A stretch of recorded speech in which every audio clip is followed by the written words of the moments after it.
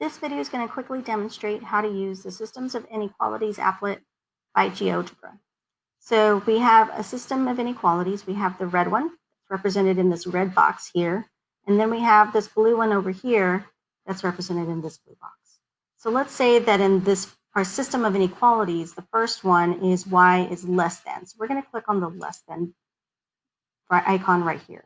So you can have less than or equal to, greater than, or greater than equal to. And you just click on the one that you want. And we want y is less than. So we chose that one. Now let's say our slope is a 2.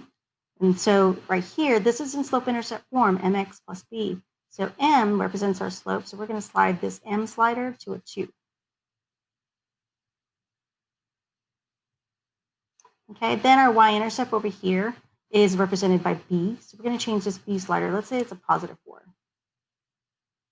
Okay, so our first inequality in this system is y is less than 2x plus 4. And you see, because it's less than, we do have that dashed line. If I change it to less than or equal to, it is shaded below and it is a solid line. If I switch it to greater than or equal to, it's going to be shaded above the line and also be solid. Okay, but let's go ahead and choose y is less than 2x plus 4.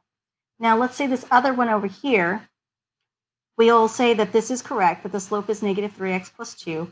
And instead of less than, let's go ahead and do less than or equal to.